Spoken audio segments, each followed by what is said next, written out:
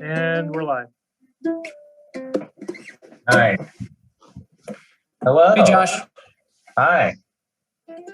Is that your studio? Yeah. Wow.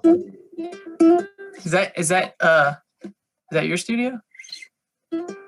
No. No, just a closet. Yeah. With a chandelier in it. Yeah, basically just the creepiest room that I could find.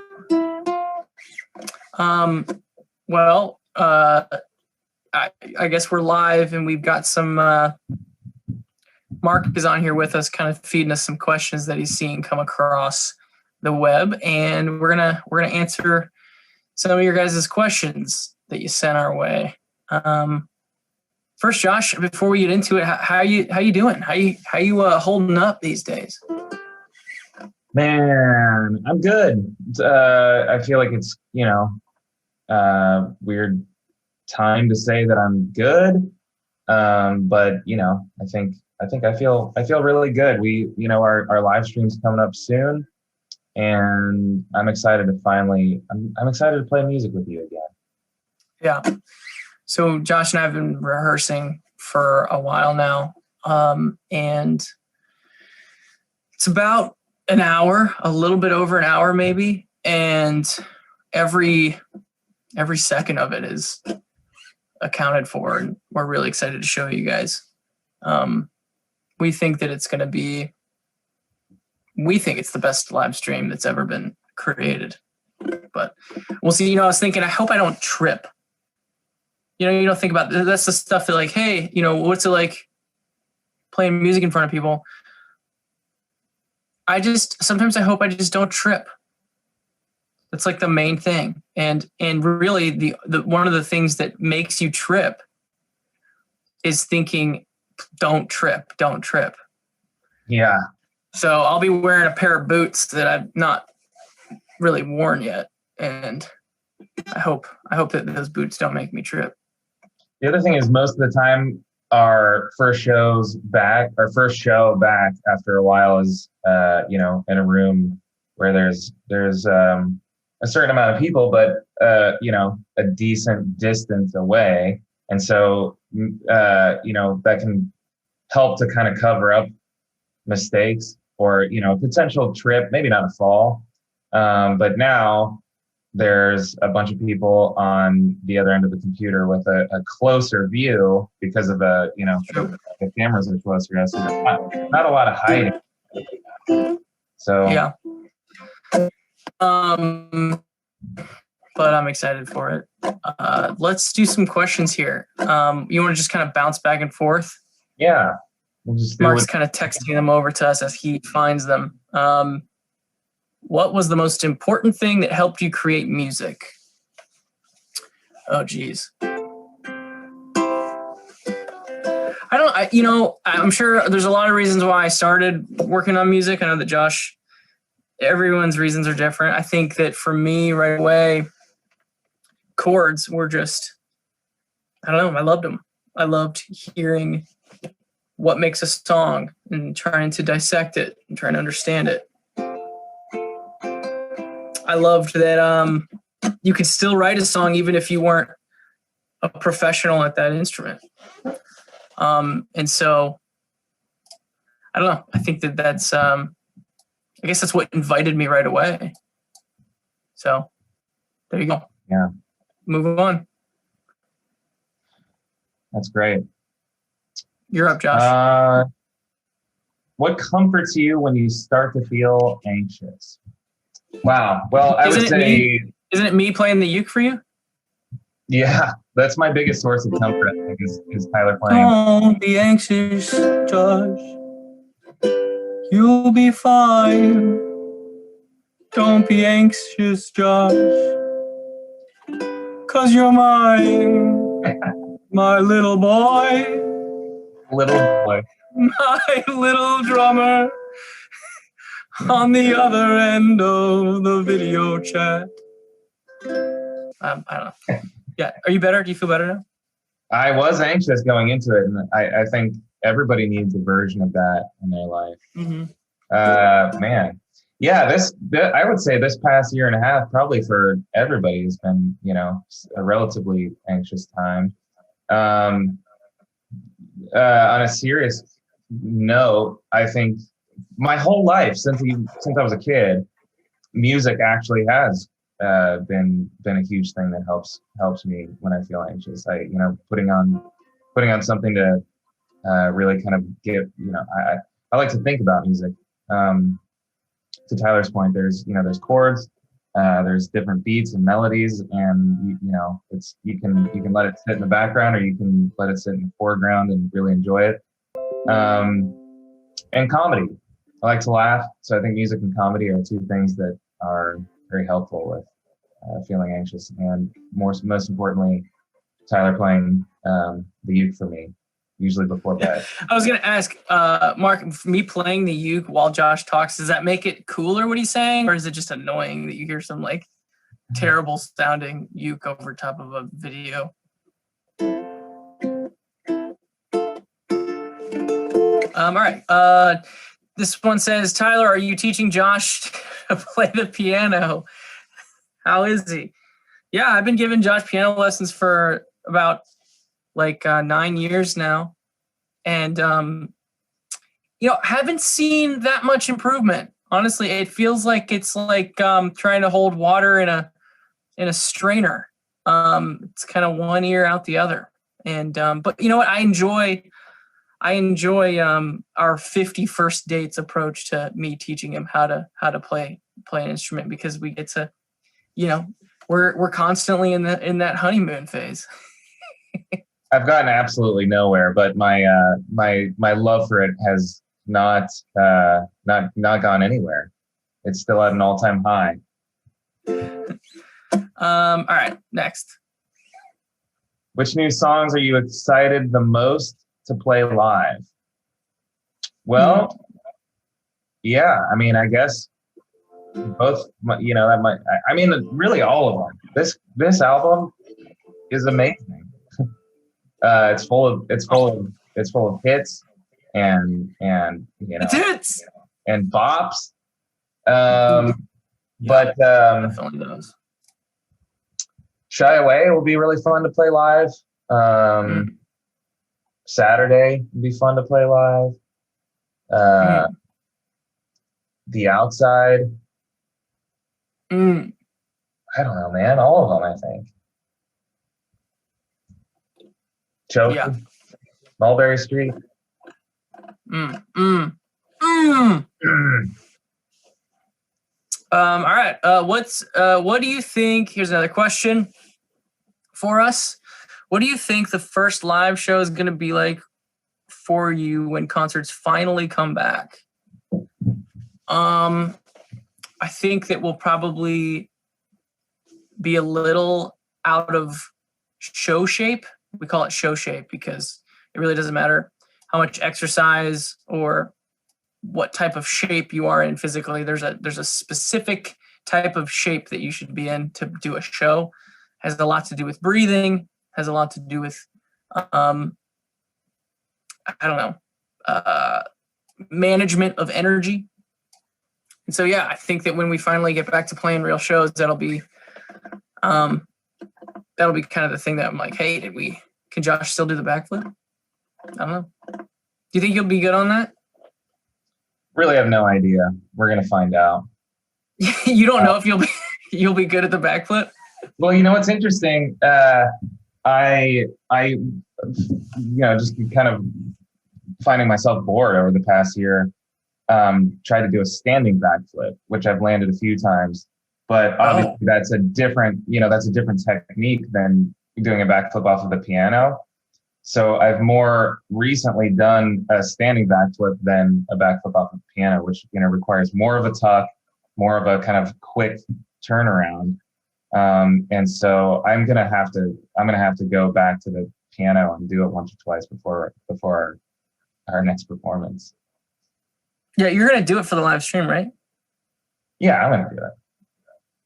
The rehearsal space we're in right now is the ceiling is a little short compared to where we're going to be playing for the live stream, and so he can't really practice the backflip right now. So when you see him do it on the live stream. That's the first time he's backflipped in over a year. So that'll be exciting. I was wondering, do you think that if I were to learn how to do a backflip off the piano, if we were to both do one at the same time, is that like, would people be like, oh, that's cute? Or would they be like, cute? Well, that's, you know what I mean? Like, I feel like it could go either way. Now we're starting a Q&A on the other end where we put out our questions. This is actually something we should do at some point, is ask people questions what we think. I think it would be sick. What would it be? Would it be cute though, you think? I think people would probably be like, cute.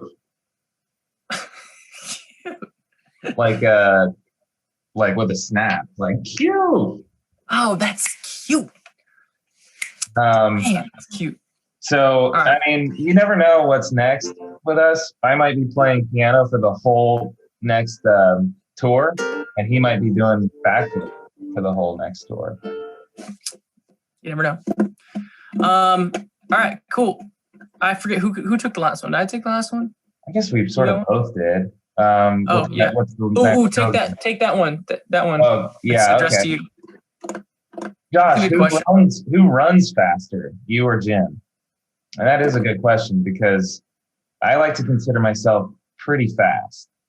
And Jim, just to clarify, Jim is Josh's golden retriever dog. Yeah, he's my golden retriever dog, as Tyler calls I don't know why I said it like that. When we were shooting for the music video for Choker, and Josh's dog was in it. For some reason, I referenced Jim as the golden retriever dog, as if there's a different version of a golden retriever that's not a dog. I don't know why I said that, but anyway, who is faster, you or your dog? Well, man, that guy's pretty fast. He's very fast, actually. And I think Tyler and I both, kind of, and it sounds a little weird, but I think neither of us really had dogs growing up. And so, the idea of, Jim's my first dog. And so it was kind of, he kind of like broke me into the world of, having a dog. And so I guess if you're not really familiar with dogs, it can be kind of a scary thing. Really they're an animal with very strong jaws, sharp teeth, and they're very fat. Very strong. Very strong. So now when obviously if you're a dog owner and you know dogs and you have dogs, more often than not, they're not going to hurt you. There are times where they can. But yeah, so I've run with Jim, and he's constantly faster than me. It's actually terrifying when I start running and he is running after me, because he's always trying to jump up at me, and he's just way faster. So it's really no competition. But it's motivation for me to try and get quicker. So one day maybe I'll be able to beat Jim in a race.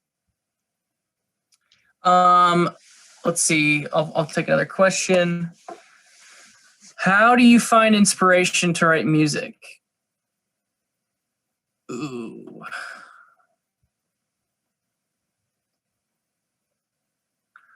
I don't know. I don't know how to answer that question. How do you find it? Sometimes it happens, and sometimes you have to search for it. I've told the story a few times now, but the song on the new record called Saturday, I actually had a dream. I actually had a dream about that song. I was at a festival, and I was not playing the festival, though. I was in the crowd, and I was in the middle of this large crowd in a field, and the band up on stage counted in 1, 2, 3, 4, and went right into this song. And I woke up out of my slumber and grabbed my phone and recorded it on my phone real quick so I wouldn't forget it. So every once in a while, you don't have to search for inspiration. It just kind of like hits you. But most of the time you still have to wrestle it to the ground and all that. So yeah, it's different each time. All right, you're up. Just All right. One question is, how did you guys meet? That's an interesting question. It's a good story. Yeah. So one day I walked into, we both grew up here in Columbus, Ohio, and I was in Columbus, and I wanted my first tattoo. And so I walked into a tattoo shop, and Tyler was the first person I saw in there. He was working. I found out later that he was it was his first day, and he was like, and he had basically just learned how to tattoo, but had a lot of confidence. And, you know, I felt like this is probably going to be the guy who's going to be my first tattoo. And I had a really cool idea. And for my, on my leg. And, so I told him the idea, and he sketched something up. And when you get a tattoo, it's, you kind of draw it out, and it's, you know, and it's like kind of it's a reference to work off of, and a lot of times they'll place it on the area where you're going to get tattooed, and then they'll pull off the sheet, and it kind of leaves a little area where you're going to, the tattoo artist draws. And the idea, it was pretty complex. I thought. Well, tell them when you first came in. First off, I don't know if I told you this, but I was hired that day. That day. So this was your first. Yeah, like I knew you knew that I was new, but not that new. It was that day. And when you showed me that tattoo that you wanted me to draw, I knew that we kind of sketched it out on that paper, and then scanned it, and then we put it on your skin and kind of like moistened it so that it would stick on there. And then I was like, there you go, man. And you were like, wait, aren't you supposed to like use a needle and stuff? And I'd forgotten that's what I thought. You just needed to put the paper on there, and that was a tattoo. Come to find out, I was just giving people temporary tattoos. Oh, yeah. And so what happened? Like when you came in the next day, right? Yeah. So the next day I was like, hey, the tattoo turned out great. It was really awesome. I love it.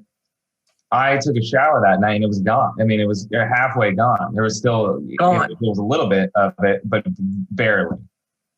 It just poofed. Yeah, it poofed away, like a cheese poof. And so he was like, I figured it out. I figured out what I did wrong, and I don't think you even really explained to me what you did wrong. So I still didn't know. I was just like, okay, something weird happened, because I don't think this is supposed to happen. So anyway, we go and he redoes the stencil. This time uses a needle, and I was like, this one hurts way more than the one you gave me yesterday. But now you're like, stop, do the other one again. Yeah. So I just gave you a temporary tattoo, and but it was gone. The final product ended up looking like this. It's hard to. That's what he did. Can I just say, I don't know why. So when I did the T, dude, I keep it up there. I want people to hear this. When I did the T, I was like, I don't know if I went like hard enough. And so I went over it again. And that's why the T is like so much thicker at the top than everything else. Dude, that's the worst tattoo I've ever seen. I'm so sorry. Hey man, I'm proud of it. I like it. And it's how we met, you know? Yeah. Wow. Okay, let's move on. This one says, what can we expect for the live experience? Will it be the most incredible concert? Yes. So May 21st, the album Scaled and Icy is coming out. And along with that is a live stream experience concert. My mom was just asking me, she's like, what is this? How do I even watch it? You know, where do I go? And I explained, if you go to our website, it'll point you to live.tornadopilots.com. And you do have to buy a ticket. I don't know. Buying a ticket to a live stream concert is kind of a weird thing to do, but it's $20. We wanted to make it, not really expensive. I think I saw a lot of live stream concerts out there for more expensive than that. And so we wanted to keep it a cheap ticket, and, you can buy just one ticket and then have, your whole family watch it. So not everyone has to buy a ticket. You just have to buy one ticket, and you get a code with that ticket. I think it's emailed to you. And then that code, you put it into our website when the stream goes live, and then it puts you into the beginning kind of like waiting room before we go. And that's what I understand how it works. I think it's going to be cool. It's going to define this album cycle for us. I think that for me, I will be thinking about this live stream whenever I think of Scaled and Icy, because it's just so kind of married, the two of them. So I'm excited for it. Anyway. Yeah. And Josh, you're up. All right. Yeah, this one says, Josh, what was your favorite part about recording and producing your own drums for this album? Well, yeah, so I think just because of the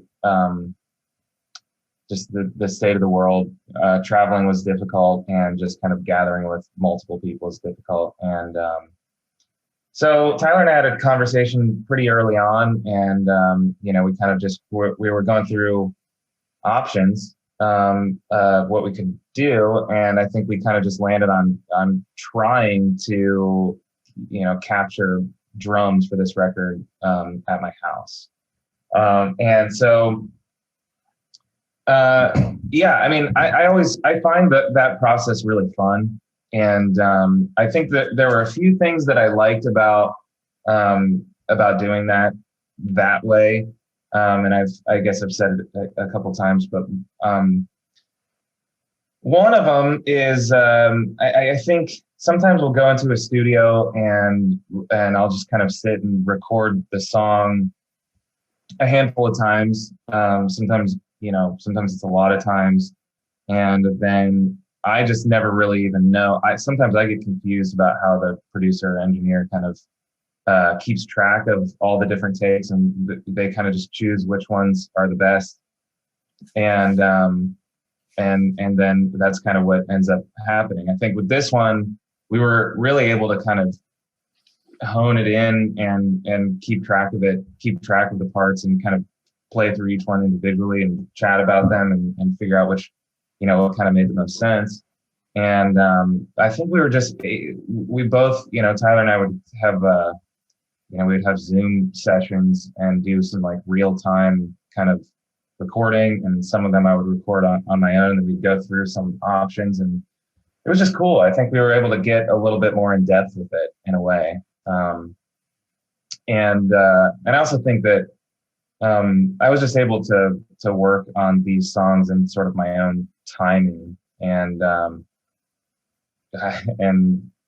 some of them are at the beach. I'm sorry. Did you mean to do that? No, I was fooling around. I'm not good at this yet. I like that. No, yeah, it was. I think it was really fun. I think it was just a process that we've never done, drums specifically that way. And I felt a little bit more freedom. I love that. I don't know why that's just me. You're not a guy at all. It's like going to utilize those options in this program. And so the fact that you're just like going through and playing with those is making me feel pretty happy. You're welcome. Let's see. Let me read one. If you could tell your younger self one thing, what would it be? That's dangerous. Holy crap. Can you imagine if you were a little you and all of a sudden like a hairier version of you showed up and was like, hey kid, come here. I feel like if I told myself, nice. I feel like if I told myself anything, it would maybe like change my whole life. Yeah. I understand the question. It's just that I'm avoiding it.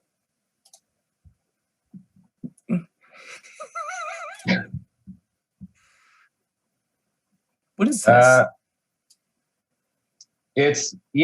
I agree with what you say. I don't know if I would want to go back and alter the past, because then that's altering the future,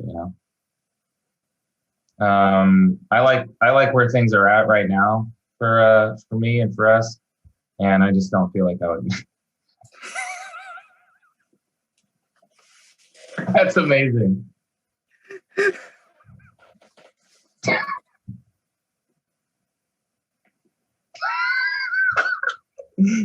Oh, dude.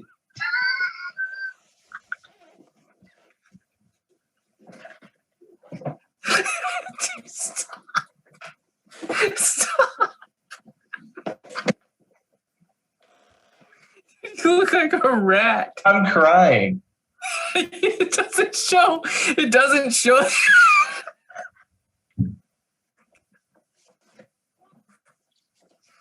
I'm crying. I'm crying.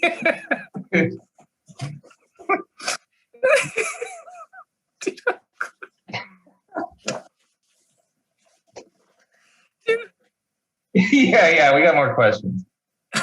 Oh my gosh. All right, I gotta get out of this. I can't do this. Oh, man. I mean, there's like tears. Like, how many years has those filters been around? And yet every time I see them, Yeah, it's like, it doesn't matter. It doesn't matter. It's gonna do that. that's so funny. Oh my gosh, dude. Okay. All right. Let's do another question. Yeah. All right. Oh, mine's still on. Whoops. That's cool. That's very good. Is this cool? All right. I'm gonna keep it. Who is your? Oh, dude. Look at this. I mean, I think we can kind of. You go ahead if you see one you like. Well, this one I feel like you and I have talked about before is a hot dog a sandwich. That was actually that was already a Q&A question one time in a. Is a hot dog a sandwich? I understand how they're trying to trip us up. I understand how you might want to make this a conversation, but if you just cut through the crap, it's not. I'm sorry. Yeah. It's just not. Like, if you go to like, I'm gonna get a sandwich, and you come back with a hot dog, I would say, I thought you were getting a sandwich. You'd be like, I did. Yeah. No one would do that, I don't think. Yeah. So, yeah, that's a good one.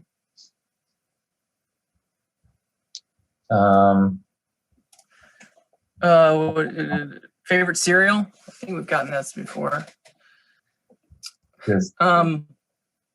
Probably Waffle Crisp, huh? Oh yeah. How cool is that? The ratio is completely off. I like the other filters you've been running better, I think. Yeah. Waffle Crisp. That's another thing that we bonded over pretty early. Is just, I grew up, like in high school, I had cereal like 3 times a day, I would say.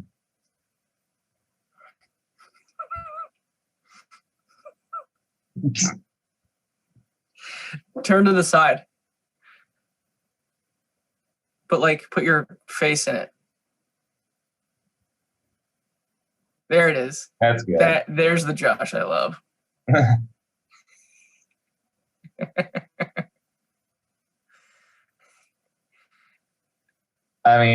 Stills from this will live forever.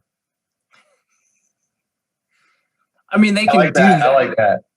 You like this? I like the mask. Yeah. All right.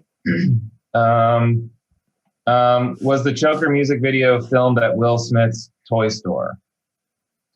You can't blink like that, dude. It's gonna make me laugh. Don't blink. All right.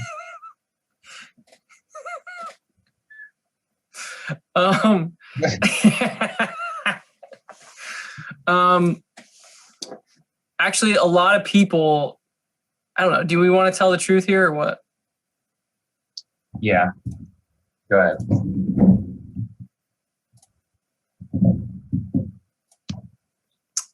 Yeah, people in one of our old videos, behind the scenes videos for I think House of Gold, when we were shooting the music video for House of Gold, the camera went up to Josh, was like, "Hey Josh, tell us about where we are," and he just pointed at the house and said, "We're at Will Smith's house," and he just made that up.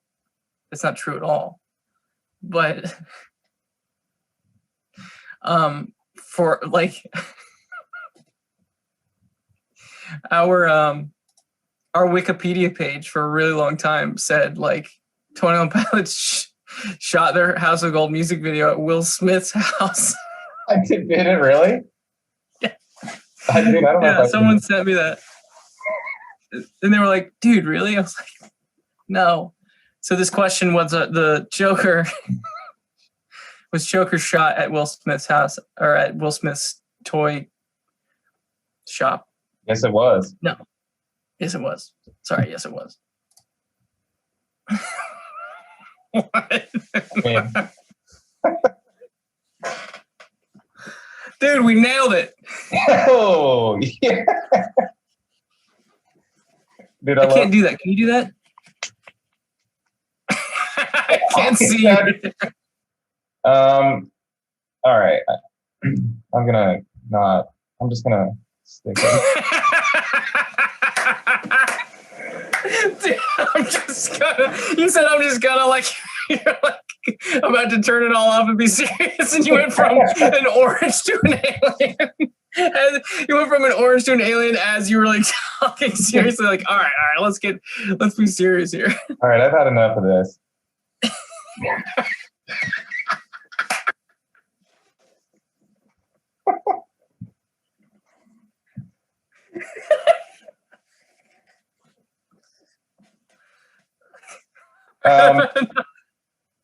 This is why Tyler has his own studio and gets stuff done by himself, because I ruin everything. We have more questions to answer. I'm Kermit the Frog right now. Oh man, that is so good. Oh crap. Okay.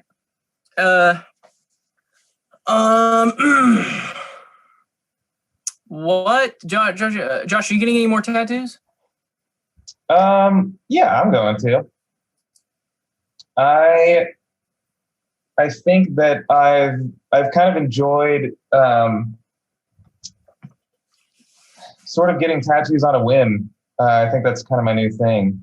I remember we were on tour for after we released Blurry Face. We're on the Blurry Face tour, and we were at a venue, and this was like a real. It felt like a real sign of success, because I walked into the venue, and someone came up to me and said, "Hey, oh dude, there's a tattoo artist at the venue today." And I was like, "What do you mean?" And they were like, they got a whole setup, and they'll give you a free tattoo. And I was like, "What? That's pretty cool." And so I went over and just got a tattoo, and it was this tattoo that says "Mom," and then I got one of "This is Ohio." This was at another venue, this drum, and so I started. These tattoo artists would just have venues, and I was like, "This is great. I'll take advantage of that." And then one of our friends just started tattooing recently, named Colin. And I've just been getting tattoos from him, and I might get another one soon. So yeah, I plan to. I think, man, tattoos are fun. It is interesting though, because like I feel like everybody, none of my parents or parents' friends had tattoos, and now everyone in my generation has tattoos. And dude, would you get one that's like specific to this live stream? Oh, wow. I'm down. I would. Yeah. Or a picture. No. I was going to say like me in these sunglasses, but yeah, we'll do something. I'll get something. yeah, maybe I'll get a tattoo for something that's representing this live stream. Not this one that we're on right now, but the live stream concert. I was actually seriously thinking about getting a one for each album. Is that cool or is that not cool? You know, I think it's cool. I think, I do think that, as much as I'm saying, some of these tattoos are on a whim, they all do mean something. And I think it's important. I think the idea of tattoo, they live forever. And so I think the importance of, sort of the meaning behind a tattoo that you have, I think it's just it's a cool way to hold on to things and remember them. And, Tyler's name is tattooed on my leg. And I thought about that at the time, and I thought, even if if our band breaks up and we're mortal enemies, it'll still represent a time in my life that was meaningful and cool. So yeah, I like the idea. I bet Rosie and my future kid, they'll probably both think that tattoos are really lame and look dumb because their parents have them. I think that's just how life works, but I like them. I think it'd be cool if you did All that. right, let's do a few more, huh? This question is: have you ever heard your own song playing in a grocery store? Maybe, I think so, probably. But specifically, I remember a moment where I was at a cafe in Greece, and I was sitting at a table, and the waiters there were kind of older guys, and they were super busy. I remember them kind of like just buzzing around, trying to like see if everyone was good, needed anything else, and there was a TV up on the wall, kind of like deeper into the restaurant, and I was kind of at the patio, and our music video, I think it was for Chlorine, came on that station for some random reason. And I stopped one of the waiters. I was like, "Hey, excuse me, sir. And you could tell he didn't want to, he was busy. And finally, like, "Yes." And I said, "That's me." I pointed at the television. I said, "That's me." And he kind of looked at me and then looked at the TV and looked at me and looked at the TV and just went, and then just walked away. That's it. Dude. I knew he wouldn't care, which is why I've never done anything like that before. And I just knew that he wouldn't care, and I wanted to see his reaction. But right. It was perfect. I feel like I probably, no matter what, would probably, I feel like I would look at you and then look at that and at the very least be like, that's pretty cool. At the very least. I think it's great that he was like, oh, it's annoyed, if anything. That's pretty great. Hey, what song is this?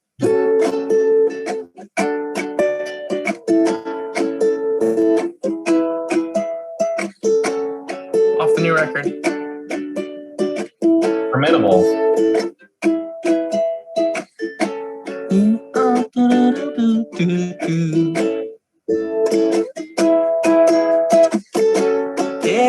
Yeah. I'll die with you. But you should know. Yeah, I wrote that one on the uke at first and then went over to acoustic guitar and all that, and then sent you that to play drums on. I love that song. Yeah, I can't wait for the record to come out. Yeah. I'm excited for it. May 21st, everyone. All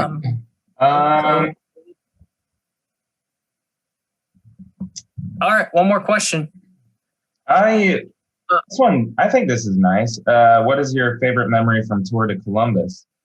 Tour de Columbus was, for anyone who doesn't know, the very last shows of our that kind of wrapped up our album cycle for Blurry Face. We did a thing called Tour de Columbus, which is our hometown, where we played, I think it was 5 different venues, starting Basement, Newport, Outlaw Street, Shot. Oh, it was 5, but it was the. Oh, was it the 2 different arenas? Yeah. Wow. So, Yep. but we played 5 different venues in Columbus, starting from really small to really big. And when we played, there's a venue called the Newport, and I think when we played that show, the time before it was really one of the most important shows, I think, of our career. That really we sold it out before even being signed or having any sort of being on any radar of anybody in the professional industry. And we had no idea that show was going to sell out either until that day. And I think that was that first Newport show is one of the best shows of my life, best memories. And so going back and playing it again, what's the point of that? Share? Stop focusing on me. Okay, yeah. Can you finish this last story of this last question with a filter for me? Yeah, let me get one. Let me find a good one though. One that you're really gonna like. Don't you do it. Don't you do it. All right, this is for you.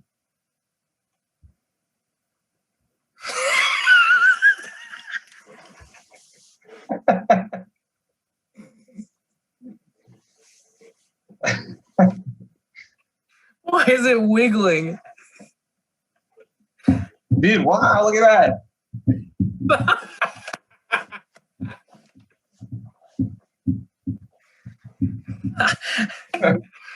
Anyway, guys, thanks so much for coming to our live Q&A.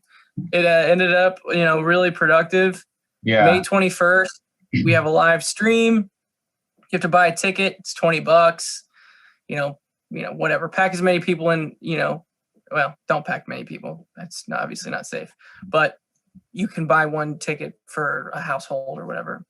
It's $20. And yeah, we worked really hard on the stream, spent a ton of money on it. But we do think that it's going to be something special, something that you've never seen before, and something that it's like so close to being normal. Yeah, just slightly off. Anyway, that's it.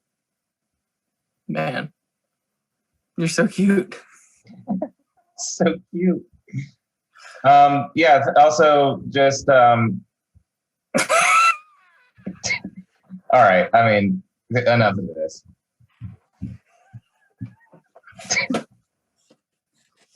Thank you guys so much for your support.